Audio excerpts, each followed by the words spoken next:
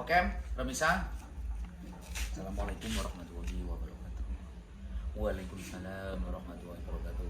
Nah, happy ya. Selamat sore dan selamat istirahat. Dan bagi Anda yang sudah capek melaksanakan aktivitas seharian, semoga saja hari ini Anda tidak kecewa dan yang pasti merasa puas dengan hasil kinerja Anda pada hari ini. Nah, untuk kali ini saya berada di depan rumah yang mana sini dong kamera, ikutin ini kameramennya, soalnya tadi sudah habis makan jamur telepong ya, jadi agak gimana. Ini di samping kiri saya sudah ada si Abuya dan di samping kanan saya sudah ada Beramal Mandiri Langit Bumi Bersaksi, dan juga ada di belakang saya itu bakul mie ayam tapi nggak kelihatan ya, belakang truk. Nah, untuk kali ini saya tidak akan membahas masalah apa ini si Abuya dan apa ini si Beramal Mandiri, tidak di situ ya, melainkan yang ingin saya bahas ini karena masih banyaknya beberapa remisa yang bertanya pada saya seperti apa sih caranya untuk membuat mie ayam. Oh bukan, ini membuat mie ayam ini karena ada bakulnya, jadi mumpung lewat jadi saya blenderkan sekalian ya. Jadi seperti ini remisa, banyak remisa yang masih bertanya sama saya padahal sudah sering saya jawab melalui video. Kira-kira lebih recommended ambil truk baru atau second? Berarti secara nggak langsung ya, ini yang akan saya jadikan sebagai gambaran truk baru. Dan untuk si Beramal Mandiri ini yang ada di sebelah kanan saya, ini yang akan saya jadikan gambaran truk secondnya seperti itu bisa. Jadi gini, kira-kira lebih rekomendasi yang mana sih, lebih cocok yang mana? Nah, kalau untuk masalah lebih rekomendasi atau lebih hasil atau rugi atau untungnya, itu saya nggak berani ngomong lebih untung yang ini, lebih rugi yang ini, atau lebih rugi yang ini, ataupun lebih untung yang ini, ataupun lebih rugi yang ini. Jadi semua itu harus dikalkulasikan, harus didasarkan dari kira-kira apa sih yang sering dimuat oleh nanti ya sopir Anda, terus tujuannya kemana, plannya gimana, dan apakah sopir Anda ini cocok nggak kalau disuruh untuk membawa kendaraan yang baru atau lebih cocok membawa kendaraan yang second. Jadi harus ada kesepakatan antara sopir dengan juragan terlebih dahulu ya, kira-kira apakah nanti mau beli baru atau beli second. Dan kalau untuk masalah keuntungan dan masalah sedikit kerugian ya, itu ada gambarannya masing-masing. Contoh ini truk baru ya, truk baru ini remisa, truk baru. Nah, salah satu keunggulan dari truk baru yaitu selama 2 tahun biasanya kendaraan ini kita tidak akan dipertemukan atau tidak akan dikaitkan dengan yang namanya dandan ya.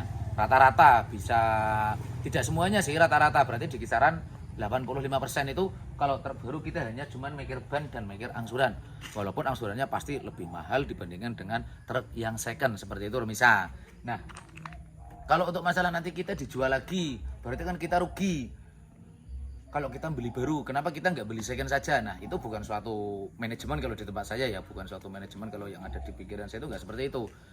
Truk baru itu berarti dia durasinya atau umurnya itu masih layak untuk dipakai selama 10 tahun. Kalau untuk truk second berarti di tempat kita itu paling rata-rata maksimal kita hanya menggunakannya selama 6 tahun. Berarti hitungannya kan kalkulasi hasil akhirnya sama. Kita jangan ngitung, oh dulu saya belinya sekian, waktu saya jual sekian. Makanya kalau beli truk baru jangan dijual waktu usianya baru lunas. Misalnya kita angsuran selama 4 tahun.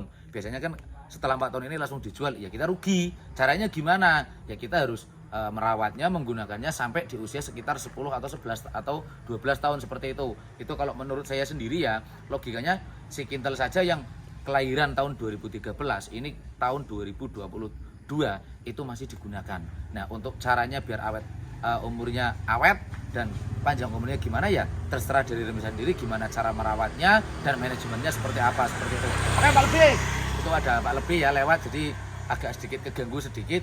Dan untuk selanjutnya kira-kira kita mau ambil yang kerugiannya kalau kita ambil truk baru. Nah, kerugiannya memang truk ini nggak langsung jalan, jadi kita harus nunggu pasang bak dulu selama sekian minggu atau sekian bulan, baru mengurus surat-suratnya, dan yang pasti harganya lebih mahal.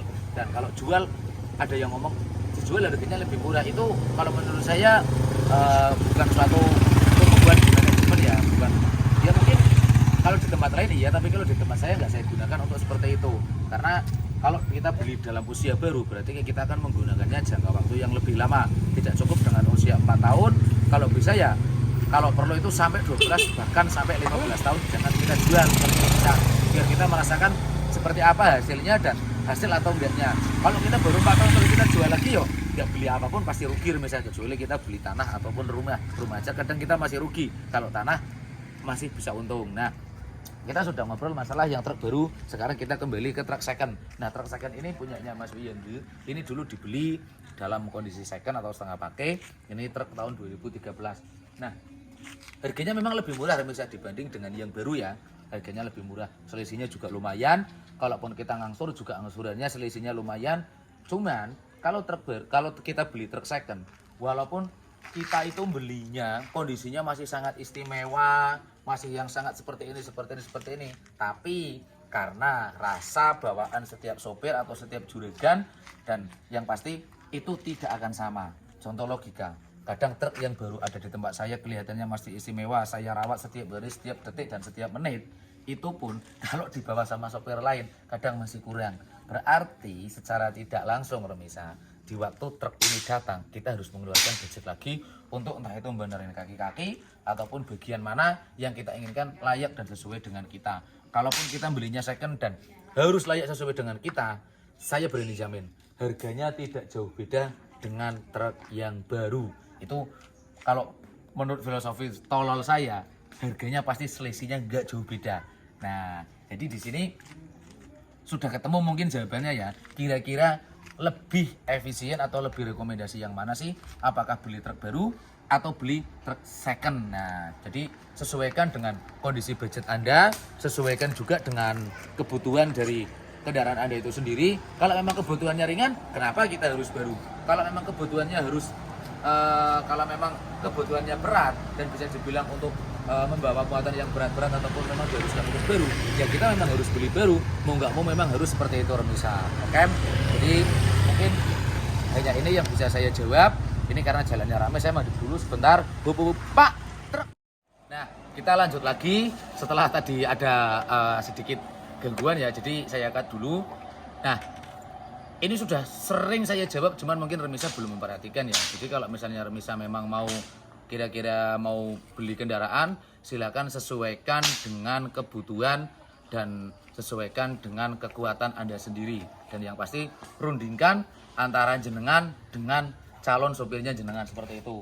Iya Pak, pripun? Iya nih Mbak Wiwit. Oh Mbak Wiwit niku sebelah. Oh, ini ki. Nggih nggih, sing wetan-wetan sing wonten tiang listrike. Oh, nggih. Hal niku larene sing alit niku, sing wonten pemeane niku sih Pak. Sing wonten niku sing nggih memen niku lho. Heeh. Nih tadi Mbak bantu jawab petugas paket ya. Kita lanjut lagi. Tekan ngendi mau klalen iki dungan iki aduh. Ini gara-gara ini adalah supraik terguat di bumi sambil biar tidak sepaneng karena saya juga sedikit lupa apa yang tadi saya omongkan ya.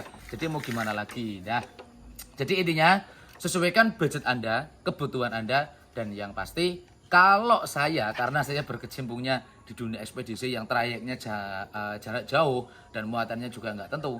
Kalau saya lebih merekomendasi ke yang truk baru karena biar bagaimanapun pasti Anda sering lihat beli truk second tidak menutup kemungkinan baru datang di bawah jalan satu kali dia pasti ada yang harus dibenerin, harus diganti entah itu atau didandanin ataupun juga kurang pas di kakinya seperti itu. Banyak kok contohnya. Saya tidak mau nyebut merek karena di sekeliling saya juga banyak dan yang pasti